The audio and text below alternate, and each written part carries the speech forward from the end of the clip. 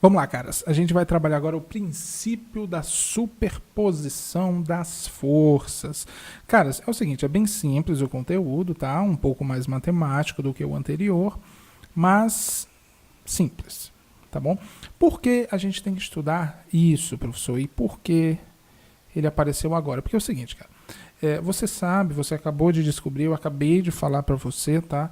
Que força é igual a massa vezes aceleração. Não foi?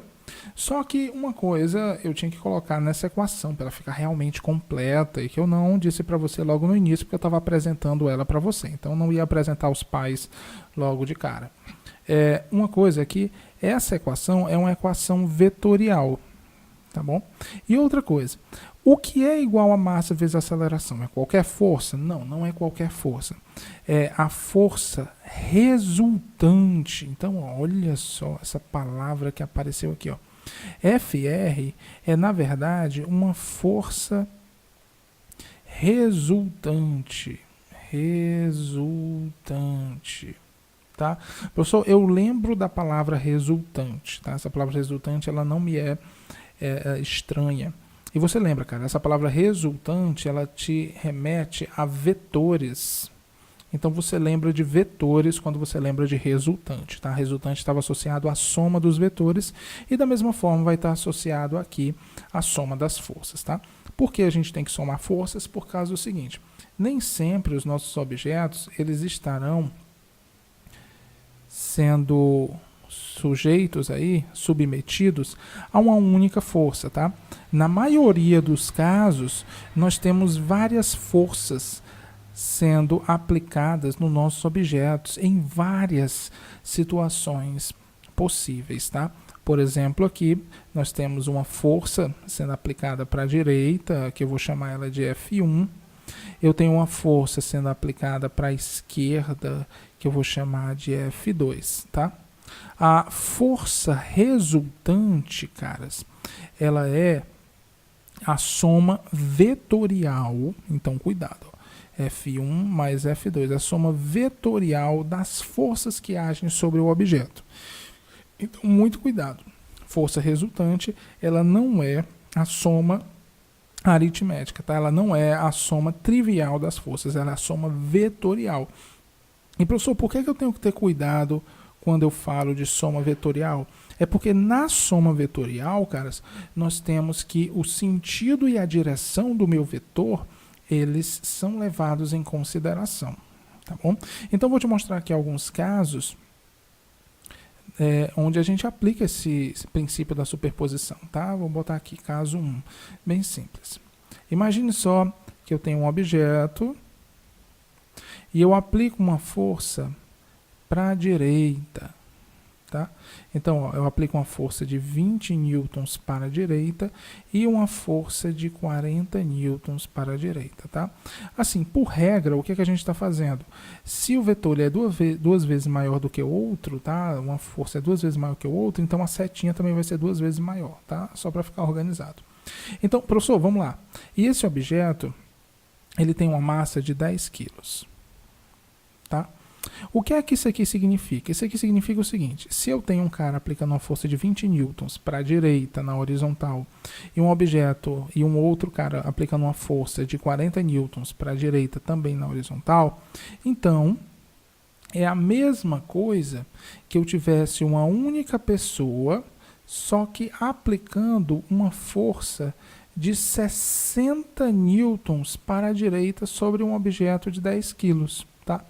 Então, esses 60 newtons aqui é o que a gente chama de força resultante. Professor, peraí, mas você só somou as forças? Claro, eu só somei porque as duas estão na mesma direção e sentido, tá bom?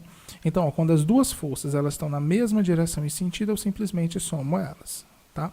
E, professor, qual vai ser a aceleração aqui? A aceleração, ela vai ser a força, que é 60, tá? Dividido pela massa, que é 10. Então, fica 60 dividido por 10, dá 6 metros por segundo ao quadrado, tá bom? Então, ó, sempre antes de encontrar a aceleração, primeiro eu tenho que calcular a força resultante, tudo bem? Então, o primeiro passo é sempre achar a força resultante. Agora, vamos ver outro caso aí. Caso 2, onde eu tenho uma força para um lado e uma força para o outro, por exemplo. Então, eu tenho aqui uma caixa e eu aplico aqui uma força de 30 newtons, tá? E eu aplico aqui uma força de 10 newtons. E a minha caixa ela também tem 10 quilos, tá? A pergunta é, qual vai ser a aceleração dessa caixa? Então, bem simples, tá? Isso aqui é como se fosse um cabo de guerra. Eu tenho um cara empurrando aqui para um lado e um outro grupo empurrando para o outro, puxando para o outro, tá? Óbvio, é bem óbvio aqui que quem vai ganhar essa disputa é quem está aplicando 30 newtons. Então, o objeto ele vai sair para a direita com uma força de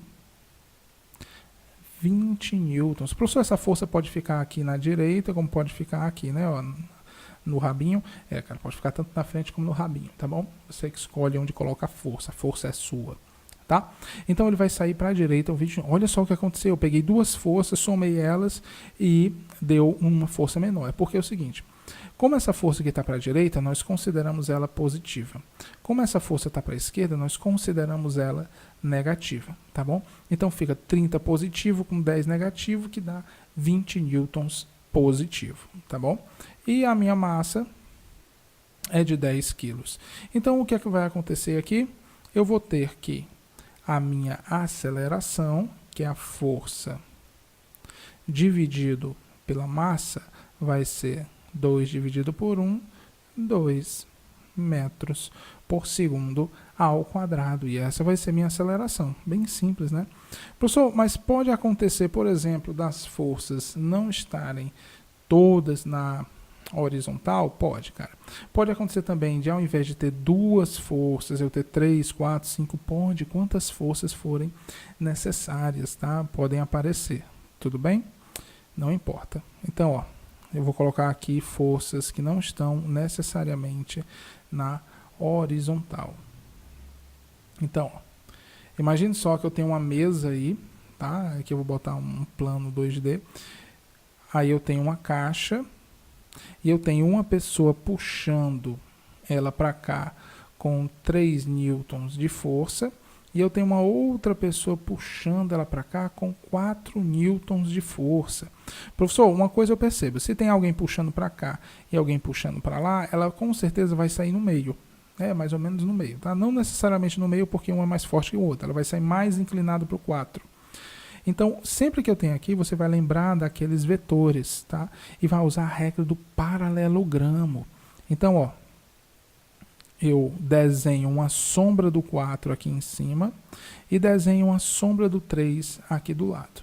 E o meu vetor resultante, ele vai ser esse cara aqui, ó, que passa bem no meio, a diagonal do meu retângulo, tá? Se você olhar bem aqui, ó, aqui é 4, aqui é 3 e isso aqui é um triângulo retângulo. Então a minha hipotenusa, que é o vetor resultante, que é a força resultante, vai ser 5, nosso famoso triângulo canônico, 3, 4, 5. Então alguém aplica uma força de 3, outra pessoa aplica de 4. O resultado, a força resultante, vai ser de 5 newtons, tá? E nesse caso aqui, se eu quiser achar a aceleração para uma massa de 10 quilos, vai ser a aceleração é força dividido pela massa. 5 dividido por 10 dá 0,5 metros por segundo ao quadrado. Bem simples, na verdade?